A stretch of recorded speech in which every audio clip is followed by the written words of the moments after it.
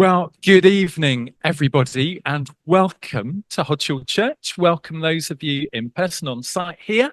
Welcome to those of you who've joined us online tonight for, and I'm just counting now, our fifth gathering for God in the Ruins during Lent. It is wonderful to have you with us, and I'm so glad that so many have joined us tonight and have continued following us through as this series has progressed. Um, I'm delighted to have Marika Rose with us tonight, who has been on quite a journey to get here today. Um, and I'm kind of delighted that she didn't give up halfway through, which I would have quite understood.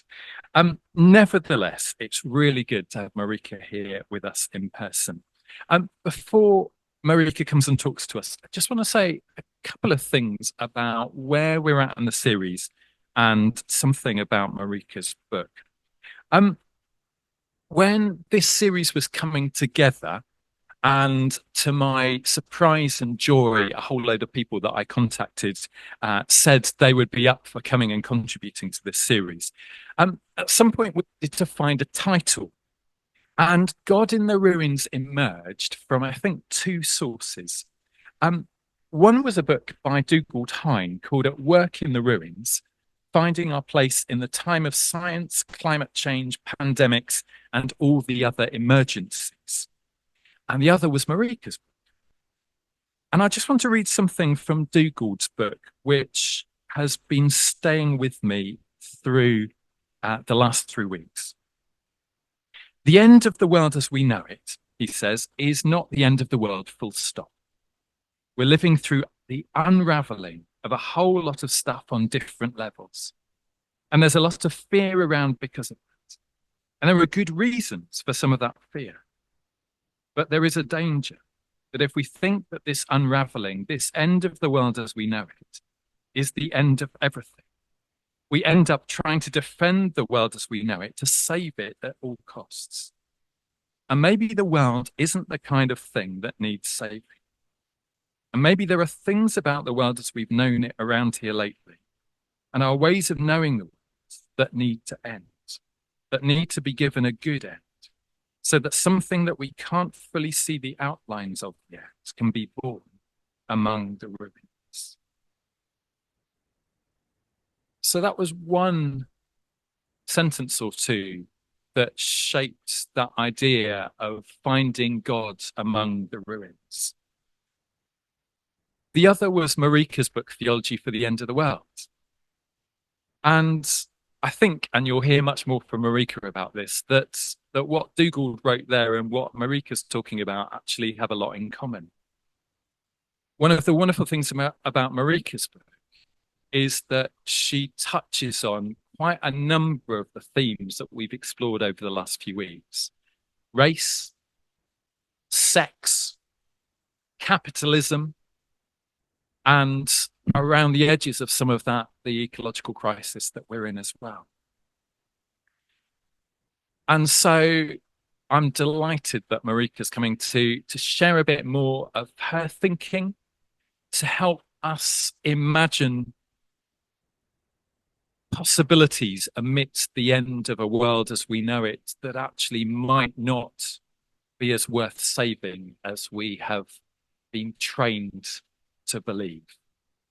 So Marika, over to you.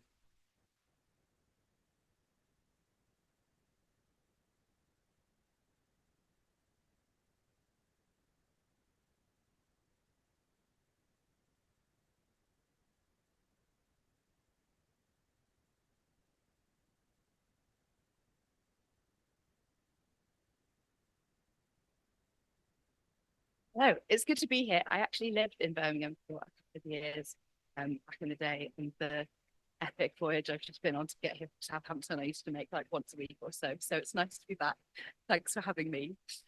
What I'm going to do over the next 30, 40 minutes or so is talk a little bit about what I'm talking about when we talk about the end of the world, and suggest that in these apocalyptic times, it can be tempting to try and save the world, and talk a bit about some of the ways we try to do that, and then suggest that maybe instead of trying to save the world, we should instead be trying to end it.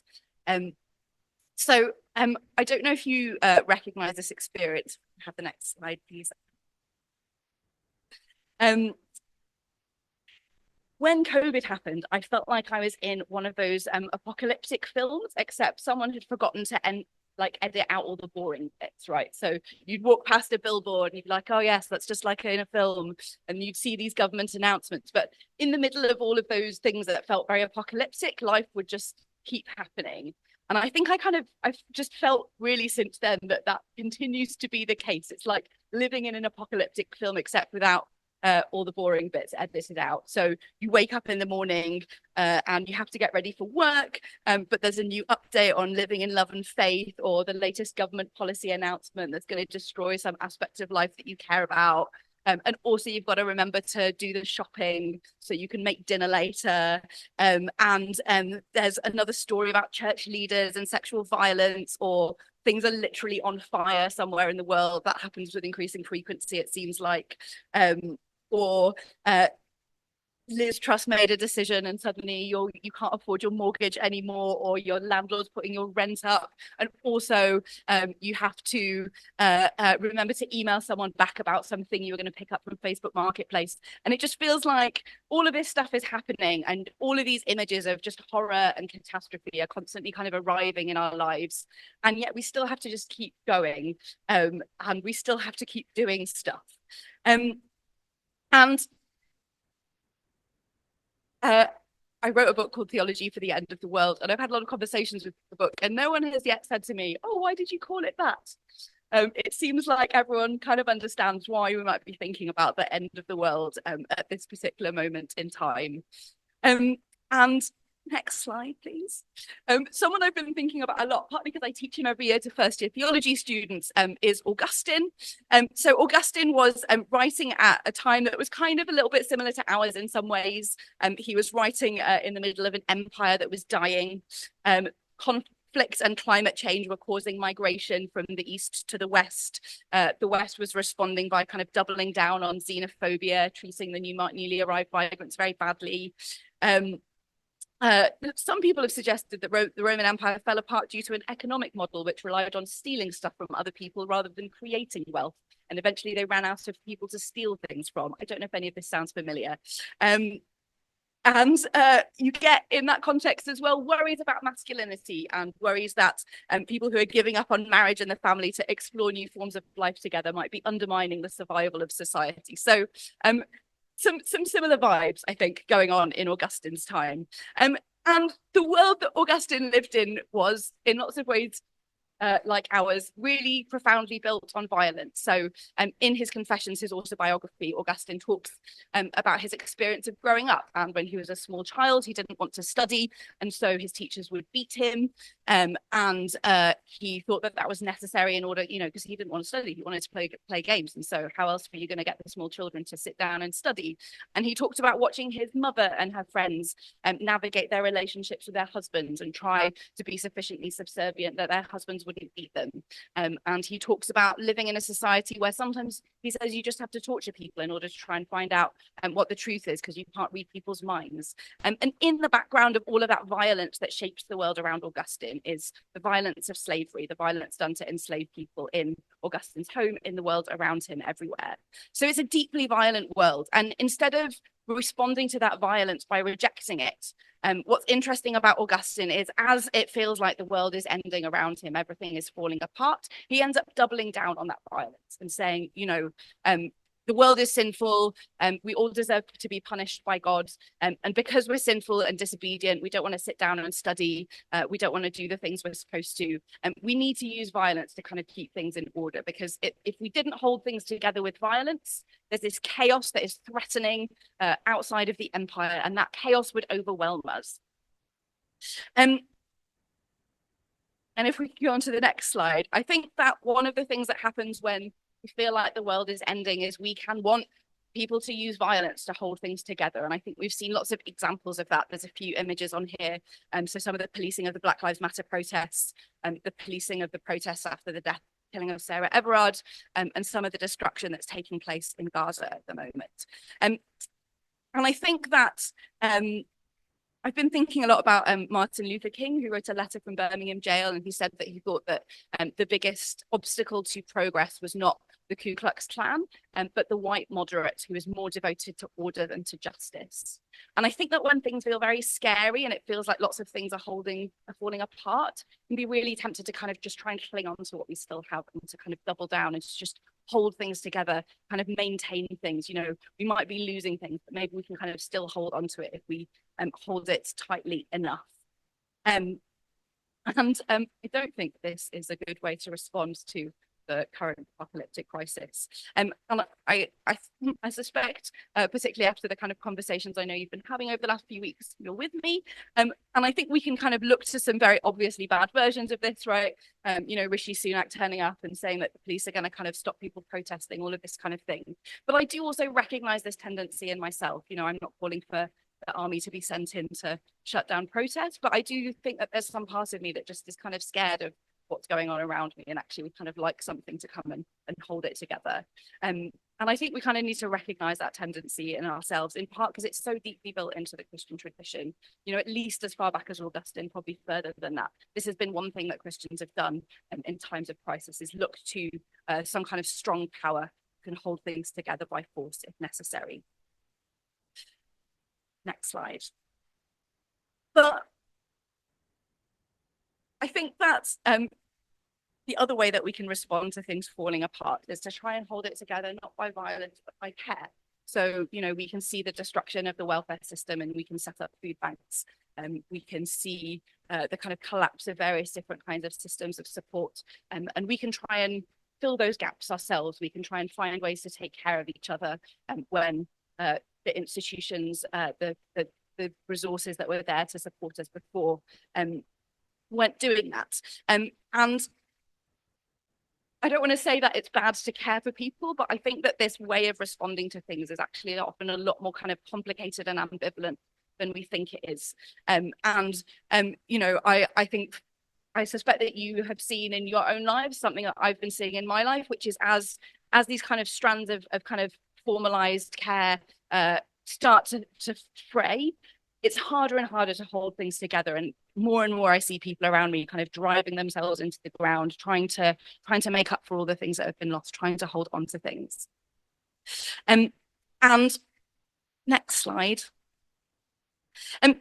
Something I've been thinking about a lot is, so one of the things that sort of changes around the end of the medieval period and the beginning of the modern period is where, you know, most medieval Europeans kind of lived in households where there wasn't a kind of distinction between work and care, where you'd be picking up children and planting crops and making the stuff you needed to eat and also growing the things you were going to sell on the market. And we start to see this new division of the world in modernity into the public sphere of work that is associated with men, that is associated with politics, and the private sphere of the home and the family that is associated with women and is associated with kind of private life.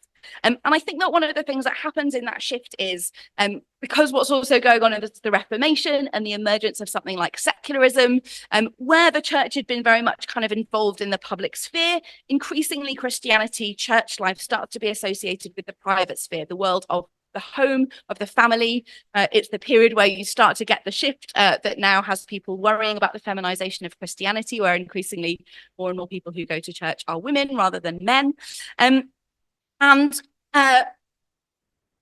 So what happens is we end up with this public world of work and politics and this private sphere of the home. And it sometimes feels like they're separate. This is the Victorian idea of the separate spheres. But actually the two rely on each other. In order for there to be people to go out to work, you have to have a home for them to come to and somewhere to sleep and someone who's going to feed them. You have to have people who are having children and raising those children and caring for the people who are too old to work. And so it can sometimes feel like the world of the church and the home is kind of at odds with the world of work and politics, but they actually kind of depend on each other in lots of different ways. And one of the things that happens is as the state takes on more responsibility for doing some of that work, like caring for people, like healthcare, like education, that stuff gets taken away from the home. And sometimes what happens is wages go down, working conditions get worse, and then there's this kind of rebalancing back to the home. And we're like, we maybe need to give people more resources.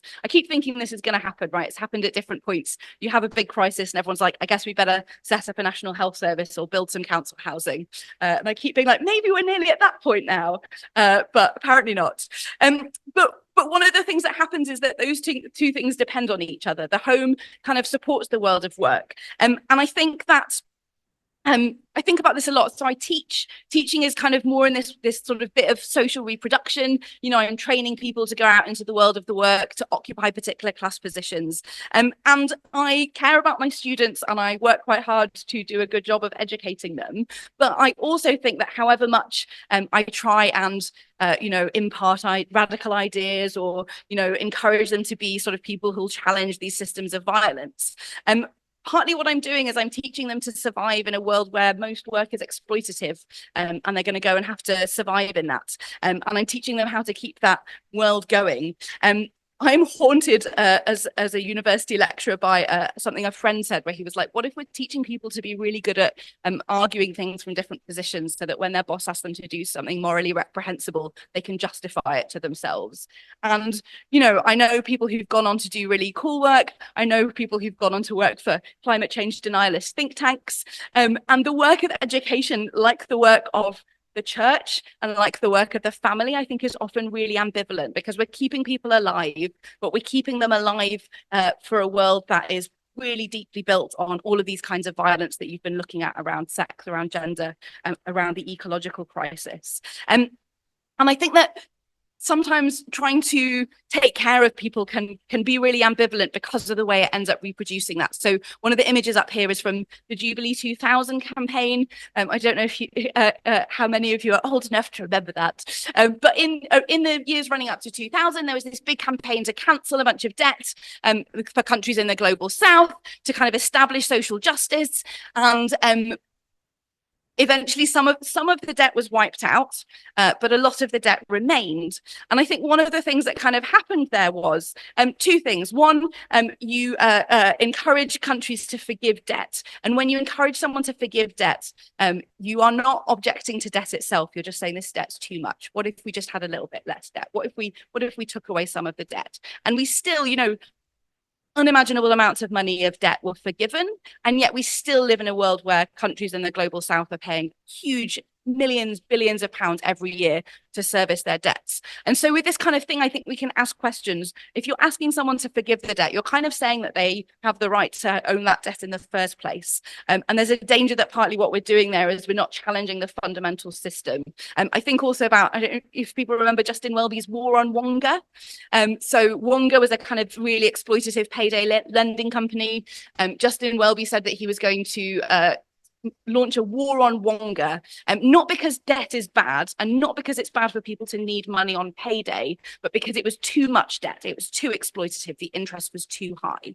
And what you do there when you push back against these things that are a bit too much is sometimes you can kind of end up rebalancing things. So you get rid of the really bad debt, but you leave the debt that's a bit more bearable, that still is making people homeless, is making people stay in places that aren't safe for them, is meaning that they have to work extra hard and don't get to see their family. So sometimes what we do when we kind of try and hold the world together by care is we just kind of keep it going. We just hold it enough together that all those forms of exploitation and violence can kind of carry on. And I think something that also happens, again, Justin Welby. So when the financial crisis happened and the government announced that it was starting an austerity program. Justin Welby, he was starting his war on Wonga. I think at this time there was a massive expansion of food banks. It's when you start to see the creation of turning schools into academies and taking apart local educational authorities.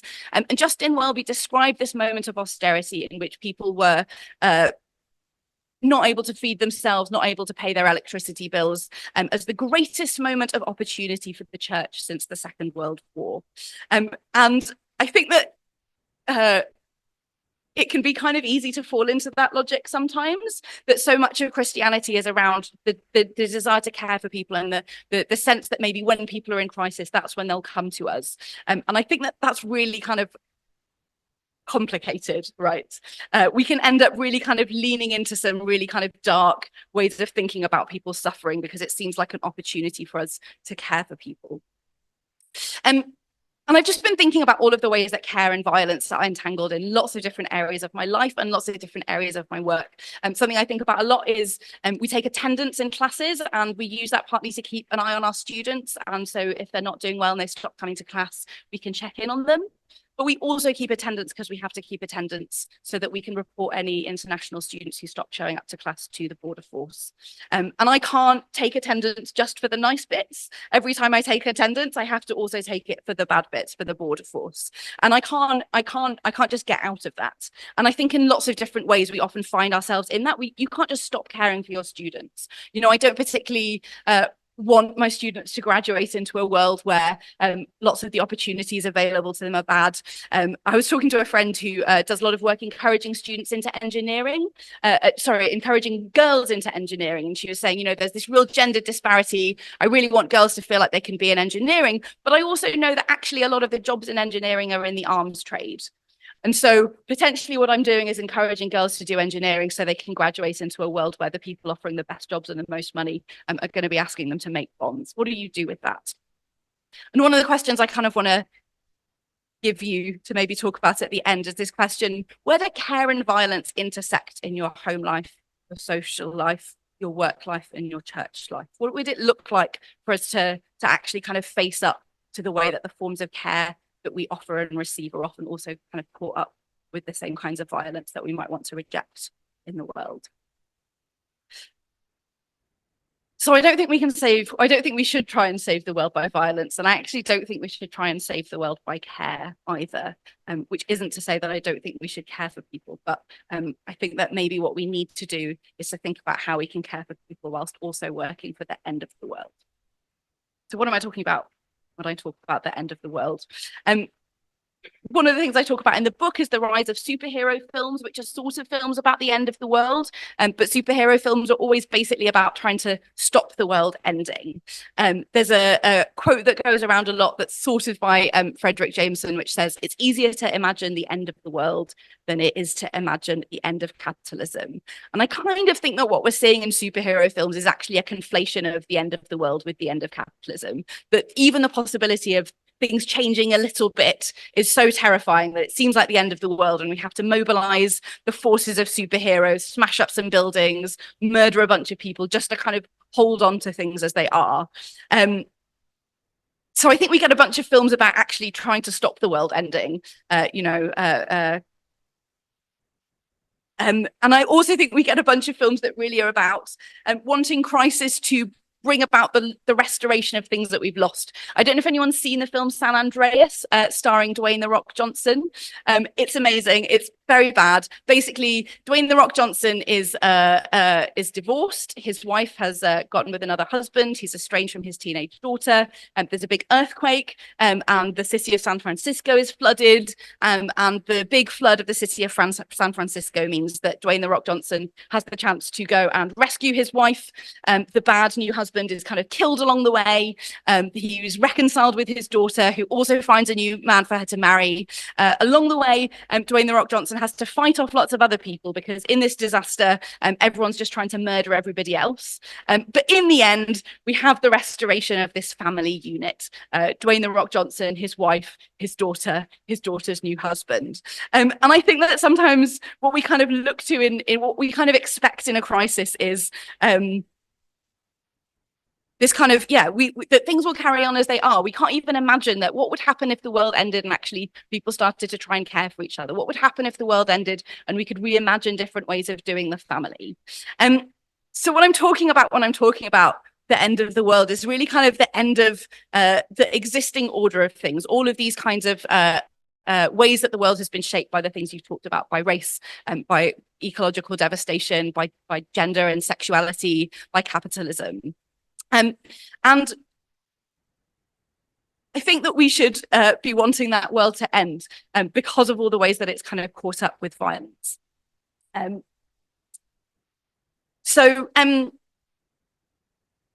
Someone I've been thinking about a lot is the queer theorist Lee Edelman, who talks about the way that a lot of kind of homophobia takes the form of people saying, won't somebody think of the children? And what he says is basically going on in that is that it's usually not worry about actually existing children and what's best for them. When you get people saying things like, won't somebody think of the children, which I think we're seeing, as the image suggests, really in a lot of the kind of contemporary stuff that's happening around trans people, really what's going on, Edelman suggests, is a concern about what he calls reproductive futurity, which is basically the hope that the future will be the same as the present. We're not really worried about children. We're worried about whether our lives will continue to be basically the same as they are, and our children will continue to be basically the same as we are and want the same kinds of things that we want. And he says that the reason that kind of queer people come to be associated with this threat to children is because by refusing the kind of structure of the family that is the kind of norm, what they expose is the possibility of there being something else.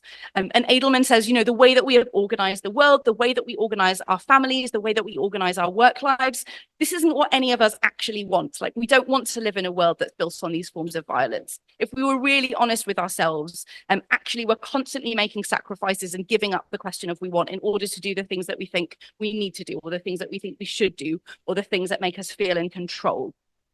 And it's scary to confront the possibility that maybe actually what we want is something different. Maybe we don't want this world. Maybe we want a different one. And so Edelman says that basically instead of confronting that, the fact that we don't want this, we want the world to end, we just kind of shove all our weird and scared feelings onto whoever kind of comes to represent the threat to our future and the threat to the possibility that things might kind of carry on being the same as they are. And so I think that maybe one thing we can think about when we think about the end of the world is what would happen if we actually kind of confronted this question of what we want. Is this what we want? Is your life as it is right now what you want? What would it look like to really kind of face up to where your desire is leading you, and the different kinds of possibilities that might open up? And what would happen if we stopped being scared about the future and scared about, you know, the possibility that children might understand the world differently than we do and might make things differently, and things might change around us. Next slide, please. So talking about the end of the world is kind of big. What does it even mean? How do you start? And I think that maybe once we get to the point of saying that maybe the world should end, one framework we can kind of use to think about what that might look like is some of the models that come out of abolitionism. So abolitionism, I'm talking about the kind of contemporary attempts to abolish the police and prisons, which have kind of their origins in some kind of attempts to abolish slavery. And you know, the idea that we could abolish the police, abolish the prison system, that's a big thing. And it's very difficult to imagine what that would look like. And my experience is sometimes when you say that to people, they freak out a little bit because they're like, well, if we didn't have the police, like who would stop crimes? Who would solve murders? I mean, I think one thing that kind of exposes is the fact that a lot of the time, the things that we think are holding the world together actually aren't. If you look at the stats, the police are actually not very good at solving crimes. They're not very good at solving murders. There's very little relationship between how many police there are and crime rates. But I think you can kind of see in the way that people react to this, like that it's scary to think that something different might happen. And it's very difficult to imagine how we might get there. And one of the things that some abolitionists talk about is what it means to organize with abolition, not as the kind of immediate goal. You just don't go from zero to suddenly we don't have any police and prisons, but as a horizon. So when you're doing small things in your local context that are doable, like I don't think any of us can wake up in the morning and be like, I'm going to abolish the police, even in the UK. But maybe we can wake up and think, well, we could maybe organize to take a bit of the money away from the police and put it into youth work instead. So there are smaller things that we can do. And the prison abolitionist Mariam Kaba, who's in Chicago, talks about basically using this kind of abolition as a way of weighing up different things that we could do. So you could organise to take the money away from the police and give it to youth workers, or you could organise to give more money to the police to give them better training. And what Carver says is when you're thinking about the goal being abolition, that lets you kind of think about what moves us in the direction of the world we want. If we're giving more resources to the police, that's not moving us in the direction of a world that doesn't have any police. So how can we think about this big goal, abolition of the police, and use it to help us think about small things that we can do and we can kind of work for locally. And kind of what I'm suggesting, and I'm hoping here that you can kind of draw together some of the ideas that you've talked about in the other sessions, is that maybe what we're aiming for is the abolition of the world, the abolition of a world that is built on the violence of borders, of capitalism, of racism, of ecological destruction. And that's a giant goal. But maybe it kind of gives us a direction and a horizon for thinking about small things that are doable where we are, and are kind of possible. So that's one thing. I think we can think about this kind of big horizon as a way of kind of weighing up things. And the other thing I've been thinking about a lot, how do we kind of deal with these big demands in the context of the need to care for each other and keep each other alive and support each other, and also the need to keep going to work because or keep doing the stuff that we need to do. And I kind of want to suggest that maybe one model for what we can be thinking about when we're working for the end of the world is witchcraft. The late medieval, early modern period was another period of crisis. There were plagues, there was war, there was huge social upheaval. Lots of people thought the world was about to end. There were massive transformations in the way that people were thinking about gender and about work. And one of the things that happens in that period, right at the end of the medieval period and the beginning of the early modern period, is the rise of witch hunts in Europe. So I don't think that most of the people who were prosecuted and killed for witchcraft were witches, if any. There's all sorts of interesting stuff going on in that period where the line between being a really good Christian and being a dangerous heretic who needs to be burned is very thin. There's a mystical text called the Mirror of Simple Souls that circulated anonymously for a while in that period. And everyone was like, oh, this is so profound. This really gets something about what it is to know and encounter God. And then at some point it started circulating with the name of its author, who was a woman, Marguerite Porete, and suddenly everyone was like, this seems like heresy, and I think that maybe we should burn her. So I think that the people who get described as witches are usually not doing anything that different from anyone else, and usually the designation of someone as a witch tells you much more about where they are in relation to the systems and structures of power at the time. And I mean, also a lot of the things that we think about as witchcraft Christians are doing at that time. Christians in England are doing bibliomancy, so using like open the Bible, pick a random verse and take that as God said, giving you a kind of message, writing Bible verses down as good luck charms. And so I think the distinction between kind of witchcraft, witches and good Christians is really often about power. And I think that in the same way that we're seeing now, people are panicking and we're getting all these different kinds of moral panics about people who are out to destroy Western society. You know, usually what's going on is not people setting out to destroy Western society. Not that that would be a bad thing if it was. But we see all these, I don't think that the stories of the things that witches do are any more real than the stories we see in the media today about teachers encouraging their students to identify as cats or running schools on Islamist lines. But I do think that the things that witches get accused of tell us a lot about what people at that time are scared of and what seems like a threat to the reproduction of the world. And I think that there are maybe three things we can learn from the list of stuff that witches get accused of. So three of the kind of witches are overwhelmingly midwives, which is interesting. So it's women who are associated with reproduction, with the process of conception and birth. Overwhelmingly, they're seen as the kind of archetypal witches. And so I think what we see there is this worry about the reproduction of the world, this worry about this kind of reproductive futurity. Will the future continue to be the same as the present? And witches are accused of making men impotent, either by just making them impotent or sometimes by stealing their penises. They are accused of devouring children, offering them to the devil. And they are also accused of having Sabbaths where they get together at night and they feast, they drink, and they have orgies.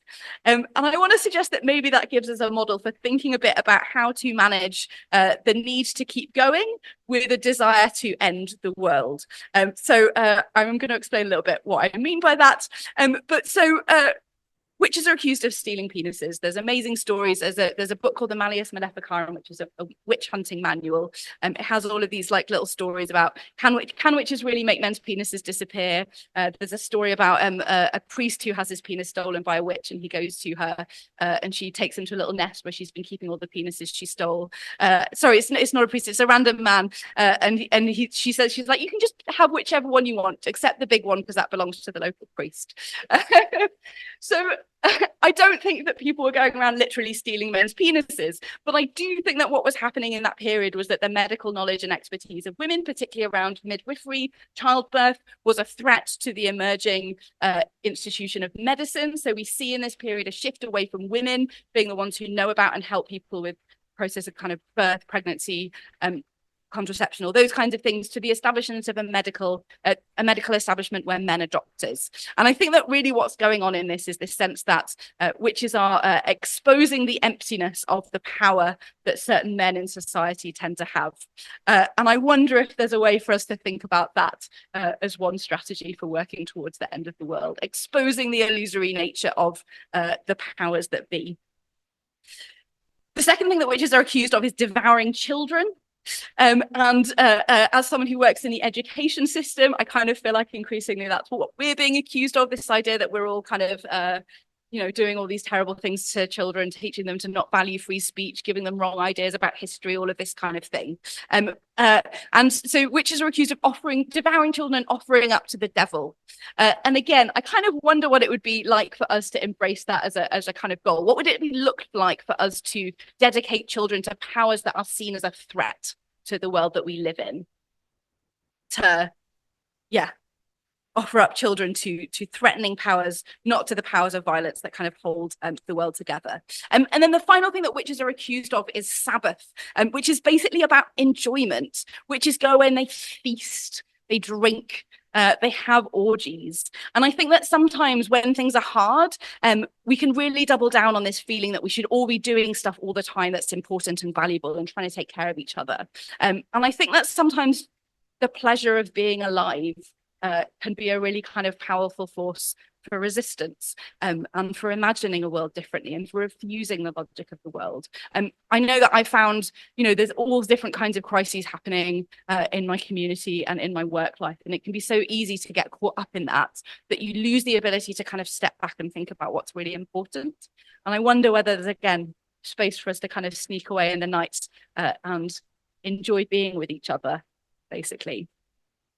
So my next question to throw out to you is just, what would you do if you weren't worried about respectability? I think we get really caught up in this sometimes as Christians, this idea that we have to look respectable, we have to be kind of appealing to people in power. And I think maybe the power of witches is partly about that maybe we don't need to kind of look like we're doing things right to the people who are kind of destroying the world around us. So maybe we can stop being invested in the world. Maybe we can think about what it might look like for the world to end. I've been thinking a lot about this slogan in Paris 1968. There's these big student uprisings, and one of the slogans there is "Be realistic, demand the impossible." And I think when things are hard, it can feel like the horizons of possibility are shrinking. Like all you can do is just like stop this bad thing happening or hold this thing together. And again, I wonder if there's some space for us to think about this. I've been thinking about the stories of miracles in the Bible. There's a bit where so after Jesus feeds the 5,000, he's done his caring, he's done his keeping people satisfied. And they go out on a boat into the Sea of Galilee, and there's a huge storm. And in the middle of that huge storm, the disciples go out in this huge storm, and in the middle of the huge storm, Jesus appears in the middle of the storm and asks the disciples to step out of the boat and to step out onto the water and to trust him. And I've been thinking about the resonance between these two things. Be realistic, demand the impossible. In the middle of a storm where you feel like you're about to sink, what would it look like to kind of step out the boat and trust that maybe there's a kind of hand out there that will hold us up? It can be so easy, I think, when things are hard and scary to just kind of knuckle down and do what feels safe. And I think that that's both limits the possibilities, and it also limits the possibility for joy and excitement. I think that those things are so important when things are scary. I've been thinking also about, so Antonio Gramsci said that a crisis is when the old world is dying and the new world struggles to be born. Now is the time of monsters. And again, I've been thinking about the resonances there with Romans, which talks about the whole creation has been groaning in labor pains until now. This sense that we're in the middle of maybe something being born and maybe also something dying. And we sometimes talk about birth as though it's this moment of just life and newness. And I think any of us who've known people giving birth or given birth, I don't think I've heard a single story recently of people giving birth that hasn't felt like death is right in the room there, that it's a really scary and violent and traumatic process. And I think that sometimes we want the new things without recognizing that actually sometimes the new thing being born can be about struggle and pain and blood and the possibility of death. And I've been thinking also about the idea of resurrection, which is also something that the Bible talks about in terms of birth. One of the things that happens early on in Christianity is, Jesus is resurrected, he ascends, everyone's kind of eagerly waiting for him to come back. And then at some point, as they're waiting for Jesus to come back, people start dying. And they're like, hang on, people weren't supposed to die. Jesus was supposed to come back. And one of the things that shapes early Christian thinking about the resurrection is this worry about, we thought that things were done. We thought that victory was going to arrive. We thought that everything was going to be wrapped up. And in the meantime, these people we love are dying. What's going to happen to them? And the other thing that kind of shapes Christian thinking about resurrection is early on, when the church is this kind of tiny minority and people are occasionally being persecuted and sent to the arena and eaten by lions, people are worried about what will happen to the remains of their loved ones. What happens if I die? And it's not just that I die, but my body is scattered. Lions have eaten me. You get some really weird early Christian discussions about what happens if someone gets eaten by a lion or by another person, because there's also stories in that time of people getting so hungry they start eating other people. And when we're resurrected, whose bodies will those bits of our bodies be part of? And it's partly out of those worries which that people start to kind of talk about the idea of the resurrection. And I've been thinking a little bit about some of those worries about not just that the people we love are dying, and but also this question of what happens to the bodies, partly seeing some of the stories about what's happening to people's bodies in Gaza, the kind of graves being dug up and trying to gather the remains of their children. And one of the central images of Christianity is the cross. And Christians love to talk about how, it's interesting that early Christians adopted this symbol of the cross, and how it's this kind of great reversal, this kind of sign of this absolutely shameful death is turned into this sign of victory. And I think that sometimes we sort of think as though what that means is that it's just about victory now. We win now. We're on the winning side. Everything is guaranteed. Jesus has done all this stuff. But one of the things those early Christian ideas about resurrection insist on is that resurrection doesn't mean we won't ever die. Everyone dies still. We still have to die. And it's just after that we're resurrected. There's this real rejection of this idea of just kind of eternal life. We just never die. Everything goes on forever. And I wonder what it means to grapple with this idea, we're still going to die. We might still lose things. We might still be scattered. I've been thinking a bit about John Brown. So John Brown was this kind of quite weird Christian guy who during slavery in America, led an armed uprising to try and end slavery and failed. He was killed. And one of the songs that people sang in the civil rights movement was John Brown's body lies a mouldering in the grave, but his soul goes marching on. And I've been thinking a bit about Rachel Corrie recently. She was an American activist who was killed by an Israeli bulldozer in 2003, trying to stop them knocking down a house. I've been thinking a bit about Aaron Bushnell, so an American soldier who self-immolated in front of the Israeli embassy in Washington a few weeks ago. And I've also been thinking about Martin Luther King, who was killed while advocating for an end to US militarism and imperial war. and whose name now gets thrown around to criticize Black Lives Matter protests or silence radical movements. And thinking about how we kind of turned MLK into this story of success, and even a kind of proof of how great we are in the West because of the greatness of Martin Luther King, when I think you could actually make a pretty compelling argument that the struggle for the things he came to see as the ultimate causes of racial injustice is one that has been lost over and over again since he died. The cross in the Roman Empire was this kind of symbol of imperial power, and it came to be a sign of the triumph of Christianity over all other empires. And I think we can kind of see it in some ways both as a symbol of the violence of order which structures the world, the violence of the order which Christians have tried to impose on the world, and also of the violence of care which maintains it. I've been thinking a lot about watching people around me kind of trying to care for people and sacrificing themselves to kind of try and hold things together. And I wonder if there's space for us to think of the cross also as a reminder that there's no such thing as new life without death, that new things can't be born unless old things die, and less as a kind of sign of victory than as a call to not be afraid of losing, of being on the side of the defeated. And that was my other question for you. How would you live if you weren't afraid of losing? I've also been thinking that the Jewish philosopher Walter Benjamin talked about history and how we often kind of buy into this idea of progress. And he says that not even the dead will be safe from the enemy if he is victorious. And this enemy has not ceased to be victorious. And he talks as he says that about the ways that the narrative of progress, both in kind of liberalism, this idea that we're kind of improving everything, it's all going to get better, and also in radical politics, maybe we can kind of have a revolution, bring about communism, something like that, draws its strength from this idea that if we just sacrifice enough, if we just suffer enough now, then we'll eventually be triumphant, and all of the suffering will be justified by the final victory. And one of the things he says is that when we see the world in that way, this kind of cosmic struggle, this overarching narrative of redemption, there's very little suffering that we can't justify in the name of the future, both our own suffering and also the suffering of people around us. He says that some of the worst violence that's happened in the West over the last 100 years is people kind of being thrown on this altar of progress. We will sacrifice you in the name of this future that is coming, where everything's going to work out and everything's going to win.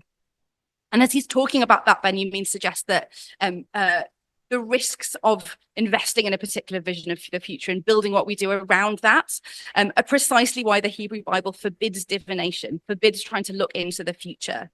He says we can't know the future and we mustn't sacrifice ourselves or those around us on the altar of progress. And that instead of justifying the present in the name of the future, instead of continuing to do different kinds of violence now in the name of the future. He says, what would it look like instead for us to see every moment as a narrow gate through which the Messiah might enter in this particular moment and this particular place? Just my last slide. One of my favorite things about traditional Christian ideas about creation is that really if you ask the question of why God made the world, we can get caught up into all these narratives of the fall and then Jesus came and we're working towards redemption, and it makes it seem like the whole purpose of everything is like to save the world.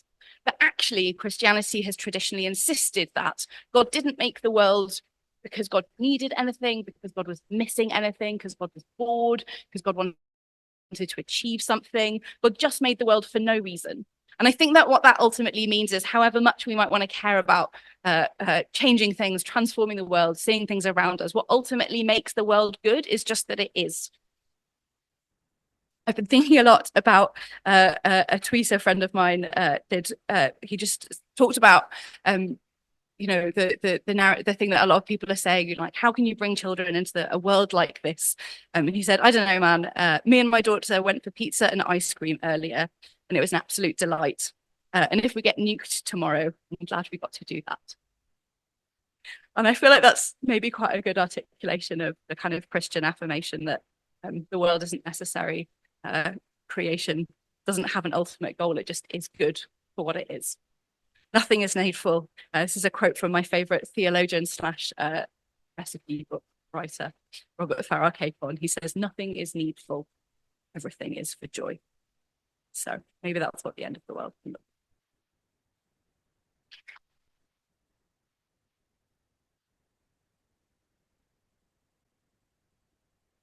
fabulous. I don't know about you, but my mind has just been blown, and my heart.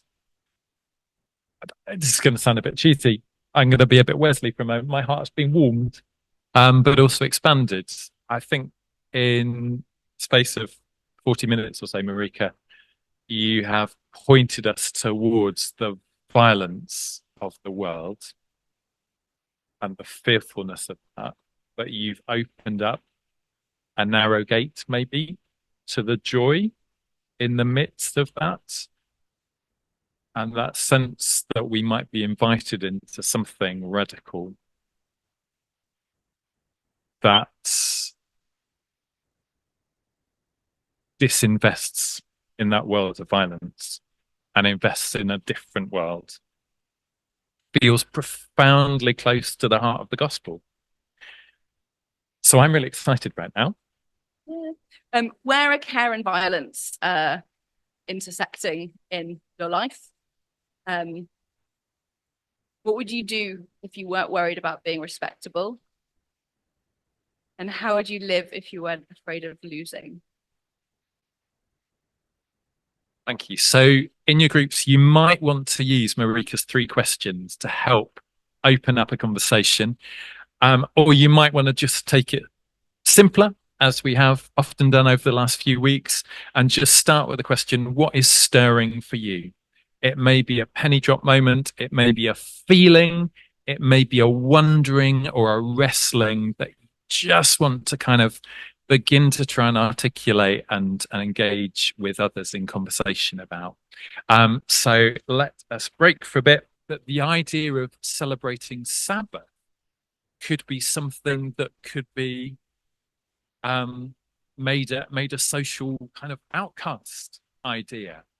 And so I wonder if one of the invitations in the midst of this is to subversive Sabbathing that resists that need to, or that drive to be productive, to work every second of every day, but also seeks enjoyment, as you were saying, in being together, in feasting together, in having fun together, in ways that I think at times we're quite good at in Hodghill, actually, that don't need the kind of the entertainment corporate businesses to provide us our mode of having fun, but actually we've found different ways of doing it. And just linked to that very briefly, going back to Eva's question around what if it all fizzles out?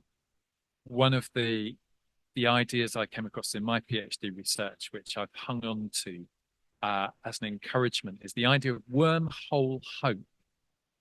That in a universe that is kind of folded in on itself, where wormholes take you from one bit of space-time to another bit of space-time, the possibility that kind of a movement could spring up and bring hope and freedom and life, but also fizzle away, doesn't necessarily mean that actually it's gone and is not accessible in some form, and that maybe if we pay attention to them, we may notice places where something that seems like it was dead and gone is actually springing up alive and vibrant in our generation, in our moment of space-time.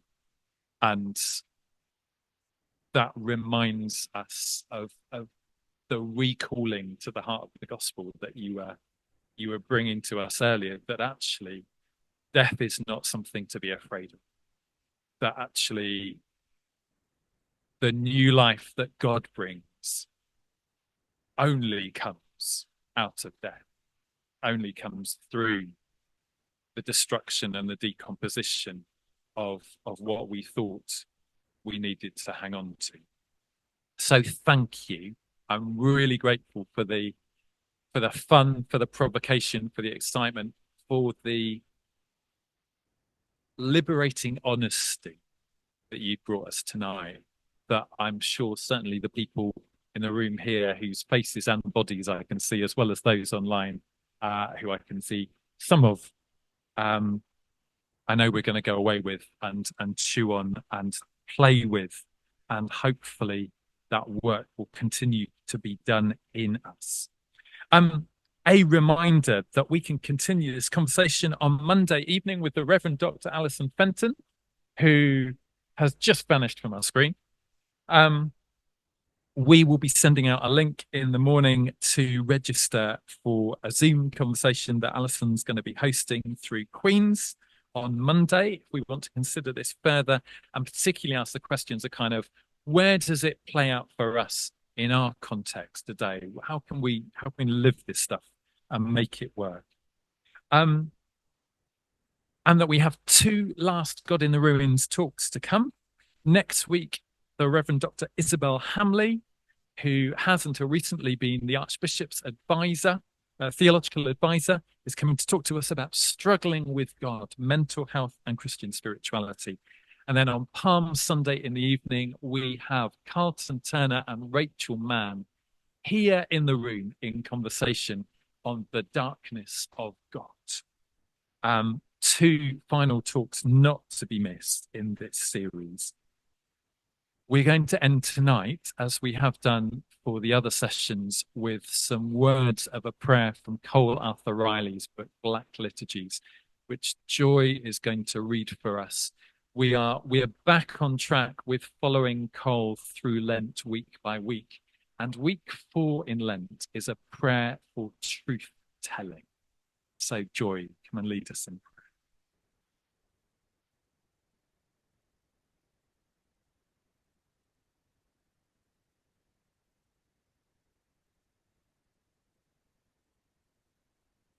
Honest God, we confess that we, as individuals and nations, have engaged in self-protection and delusion.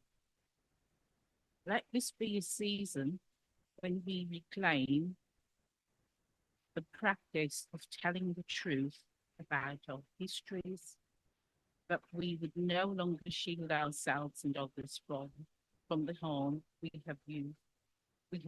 we've caused by coddling our guilt and insecurity.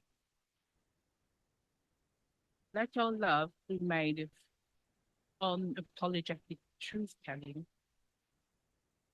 Let those of us who have been ghastly find our stories centered and affirmed in this season. Guide us towards spaces that we have grown weary of delusions, desiring to see the world for what it is, in all its complexities, beauties, tragedies, and oppression. And as we cultivate honest communities, let our healing and liberation rise to meet them. Amen.